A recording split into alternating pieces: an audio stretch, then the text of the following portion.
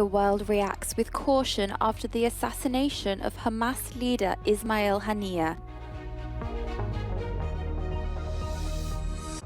A Ukrainian Air Force commander releases footage allegedly showing Russian-fired Iranian-made drones shot down over Ukraine.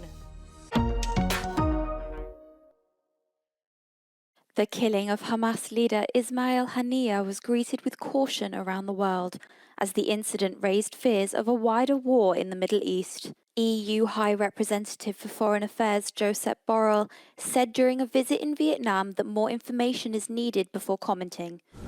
So we have to wait for having more information before doing any comment.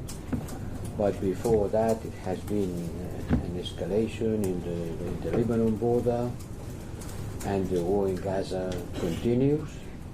I've been talking with the Foreign Minister of Lebanon, Abu Habib, and while I was still in Laos, and I can only say that we have to ask for ways to de-escalate the tensions and avoid a war which will have an impact on the whole region and beyond.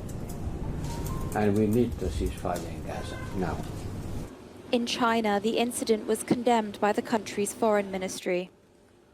我们高度关注有关事件，坚决反对并谴责暗杀行为，对这一事件可能导致地区局势进一步动荡深感忧虑。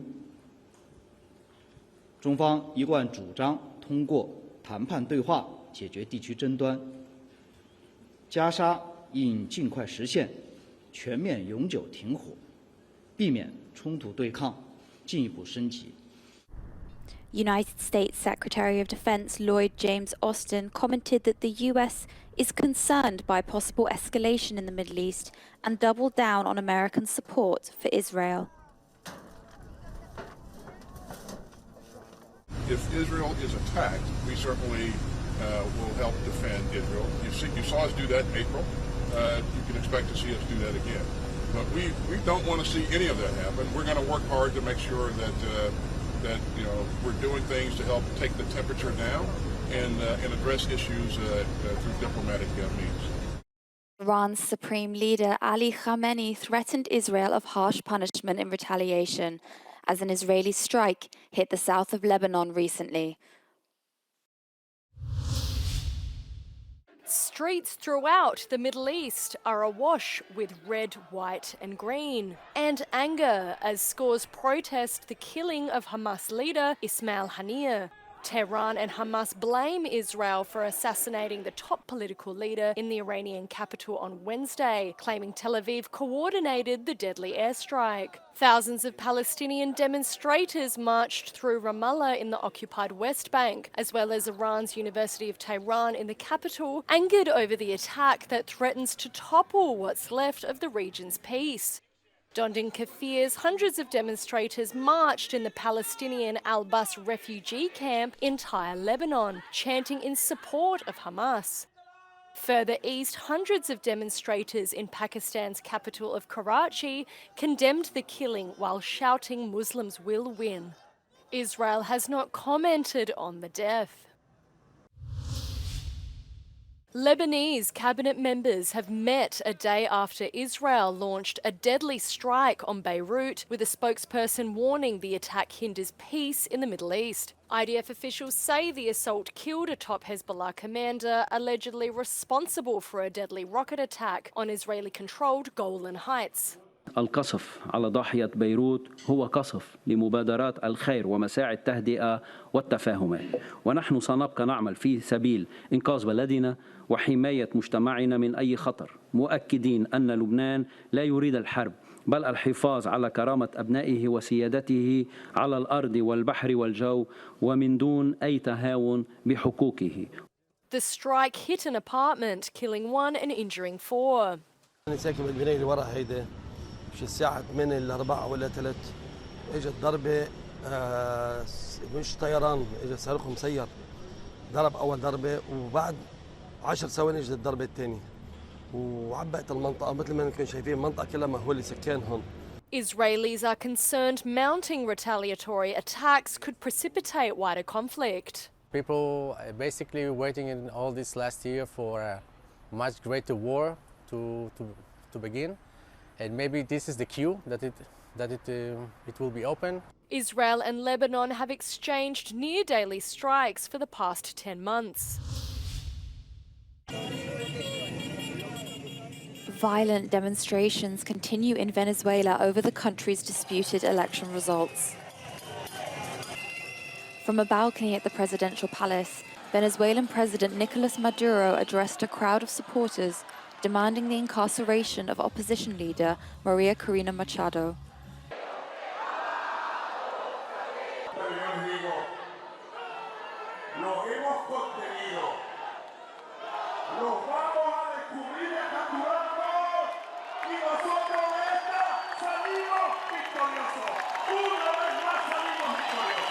Both Maduro and the country's main opposition coalition have claimed that they have won Sunday's presidential election.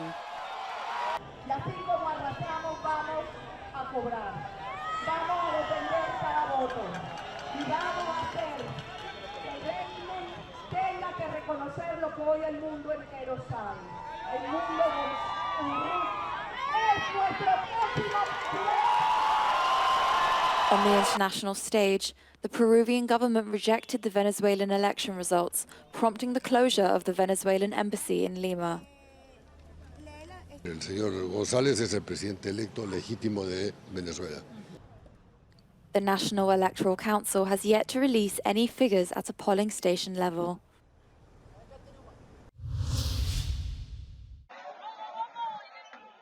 Local police clamped down on the speculation around the identity of a 17-year-old male arrested following the deadly attack in Southport. Far-right protesters were fueled by anger and online rumors after a stabbing took place at a Taylor Swift-themed event and clashed with police outside of a mosque in the northwestern town.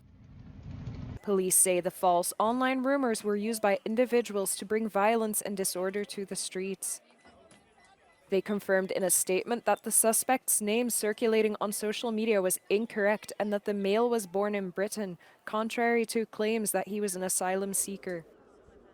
The Liverpool Region Mosque Network denounced that the incident was related to the Muslim community and warns against those using this opportunity to divide and spread hatred. Prime Minister Keir Starmer condemned the acts of violence and said the protesters had hijacked what was meant to be a peaceful vigil. On Monday, the Prime Minister was met with anger when he laid flowers at a memorial for the victims, those around him asking how many more children. I am very worried about high levels of knife crime, and I'm absolutely determined that my government will get to grips with it. But today is not the time for politics. The attack is the latest in the country. A recent rise in knife crime has stoked anxieties and led to calls for the government to crack down on the bladed weapons. A top Ukrainian Air Force commander has posted footage online of what he claims is Iranian-made drones being shot down over unspecified eastern Ukrainian territory. Ukraine's Air Force says it faced one of the largest drone attacks in months, and it shot down 89 drones and one missile launched by Russia. Further south, a military chief claims the Kremlin is firing on villages. Використовуючи реактивні системи залпового вогню та артилерію, наносив удари по населеним пунктам міста Борислав, Зміївка, Шляхове, Новокаїри, Тягінка та Отрада Кам'янка. В ході ворожих ударів пошкоджено житлові будинки та господарчі споруди мешканців. Russia's attack on civilian infrastructure in Kherson has left one person injured and up to 10 properties damaged. It comes as the war in Ukraine grinds into its third year.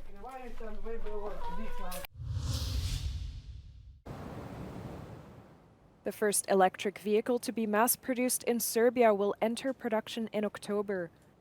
It took 2 years to adapt the Stellantis factory in Kragujevac to make it suitable for the production of the Fiat Grand Panda EV. Upon production, the cars will be delivered to showrooms in Europe, the Middle East, and Africa. The CEO of Stellantis, the manufacturer of the car, says the company is ready to rise to the challenge from Chinese EV makers that are currently dominating the European market. We are going to demonstrate to them that we have the right technology. We are going to demonstrate to them that we are a very fierce competitor. The inauguration comes after thousands came to the streets across Serbia to protest a lithium mining project. A deal reached earlier this month between the Balkan country and the European Union aims to provide the EU with critical raw materials such as lithium. This has prompted Serbia to give the green light to Anglo-Australian mining giant Rio Tinto to develop what could be Europe's largest lithium reserve.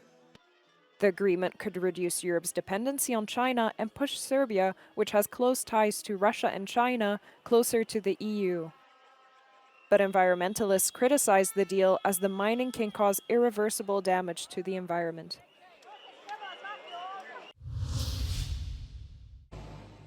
Sardinia declared a state of emergency due to a persistent drought crippling the island and creating a lack of drinking water.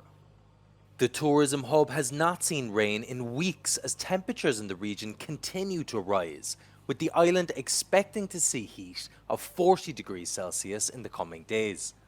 The announcement was made by Sardinia's regional council and the provision will remain in force until December the 31st. The president of the autonomous region said extraordinary procedures such as the declaration of a state of emergency were necessary to contain the effects of the ongoing water crisis. The scarcity of water has been drastically affecting agricultural and industrial activities, the tourism sector, and the daily lives of Sardinian citizens. Italian Senator Marco Meloni has called for long-term strategies to mitigate the effect of climate change and drought on Italian islands.